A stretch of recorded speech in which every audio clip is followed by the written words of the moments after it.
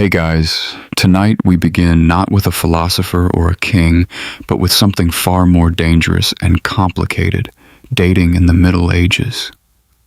Because believe it or not, finding love in a time of plagues, dowies, and chaperones was somehow even more awkward than texting someone, "What you doing?" at 2 a.m. From courtly love songs to marriage by livestock negotiation, medieval romance was less about butterflies and more about land rights. So, before you get comfortable, take a moment to like the video and subscribe, but only if you genuinely enjoy what I do here. And let me know in the comments where you're tuning in from and what time it is for you. It's always fascinating to see who's joining us from around the world. Now dim the lights, maybe turn on a fan for that soft background hum. And let's ease into tonight's journey together. So, you're standing in a medieval village or maybe a chilly stone castle, wondering how to find love. Maybe strike up a conversation, compliment someone's hose, ask if they come here often. Nope, that's not how any of this works. If you're in the Middle Ages, dating in the modern sense doesn't really exist. You don't flirt, text, or go for long walks to see where it goes. Instead, your parents or your lord or your abbot are already deciding who you'll marry, when, and how many cows it will take to seal the deal. If you're a noble, you've probably been betrothed since before your voice dropped. You and your future spouse might meet for the first time on your wedding day. And yes, that's just as uncomfortable as it sounds. The whole thing is about land, titles, and family alliances, not compatibility or how good they are at lute solos. If you're a peasant, things are slightly less formal, but only slightly. Your family still has a strong say, and love isn't really part of the discussion. Maybe your parents know a nice girl whose family owns a productive goat. Maybe they admire a boy who can thatch a roof without falling off. Boom. You're courting now. Lucky you. It's not that people in the Middle Ages don't feel romantic. They do. It's just not the priority. The goal is survival, inheritance, and social stability. Falling in love before marriage, that's risky. Falling in love outside of marriage, that's scandalous. Either way, it's frowned upon. Unless you're a character in a tragic poem, in which case, go wild. And yet, you dream. Maybe you write a little verse on a scrap of parchment. Maybe you sneak a glance across the market. Maybe, just maybe, you fall for someone who wasn't pre-approved by your family's livestock appraiser. But for now, you wait. You obey. You try not to fall for the miller's apprentice. Because in this world, love might be the goal of poets, but marriage is the work of parents, priests, and politics. So you think someone's cute. Maybe it's the way they balance a basket of onions on their head. Maybe it's the confident way they beat mud off a rug. Your medieval heart skips a beat. But steady yourself, because in this world, romance doesn't bloom without a balance sheet. Before you even think about courtship, you'd better ask, what do I bring to the table? And if your answer is a charming personality, you might want to sit down. If you're a young man, you'll need land or livestock or tools or a roof that doesn't leak too much. Love letters are nice, but nothing says husband material like 2 healthy oxen and a roof that can survive a mild storm. If your father has already promised the best goat to your brother, well, you might want to consider the priesthood. If you're a young woman, your family needs a dowie. That could be coin, clothing, or a suspiciously generous number of geese. Doesn't matter how witty you are. If your family can't pay up, you're likely to spend a long time perfecting your embroidery alone. Now let's say you actually like someone. Someone who makes your callous heart flutter. You lock eyes at the well. There's a spark. It's romantic. It's poetic. It's completely irrelevant because unless your families are on equal financial footing, you might as well fall in love with a cloud. If you're noble, it gets worse. Your hand in marriage is tied to land, borders, and political favors. You're not just a person. You're a walking treaty. Congratulations. Even peasants aren't safe. Marriage is practical. You don't marry for butterflies. You marry because your pig pen borders someone else's wheat field. You dream of passion.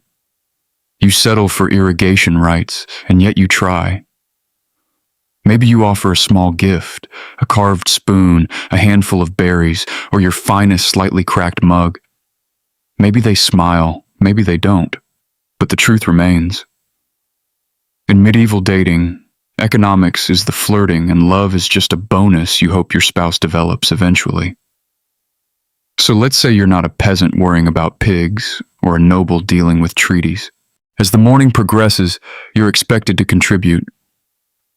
Everyone contributes. Children gather firewood. Teenagers assist in the fields. Adults perform the majority of the labor.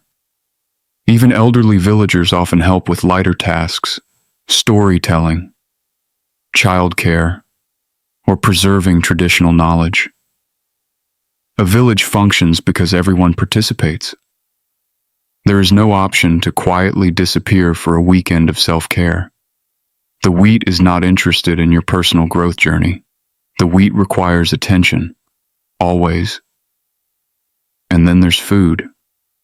Modern people often imagine medieval banquets covered in roasted meats and overflowing goblets.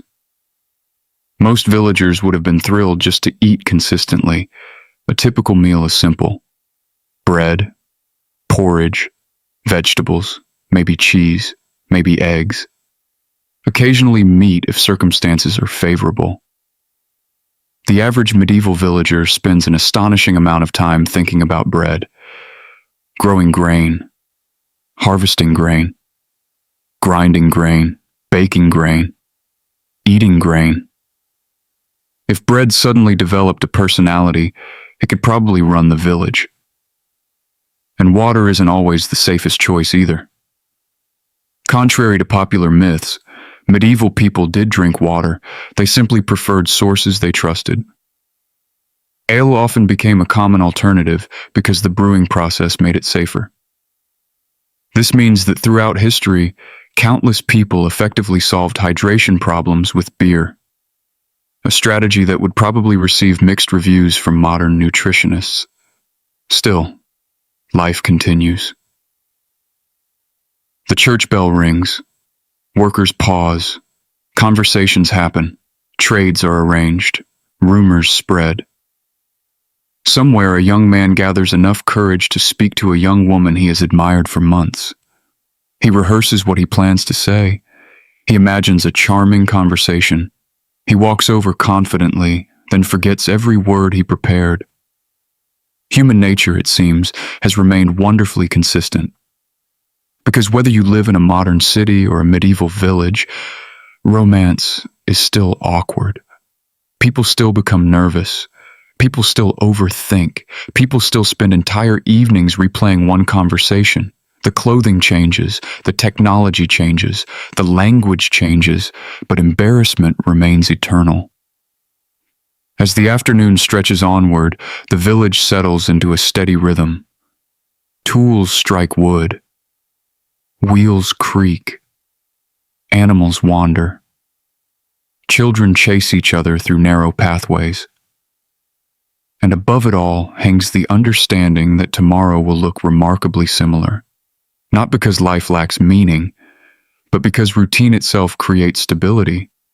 In a world filled with uncertainty, routine is comfort. You know what needs doing, you know where you belong, you know who depends on you. And perhaps that's why medieval villages endured for centuries, not because life was easy, not because life was fair, but because communities learned to survive together. As evening approaches, the pace finally begins to slow. The sky turns orange. Smoke drifts across rooftops. Families gather near the warmth of the hearth. Stories begin.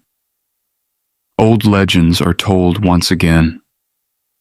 Some are true, Most are not. Nobody particularly cares. The goal isn't accuracy. The goal is passing the darkness together. Outside, the village grows quiet. The animals settle.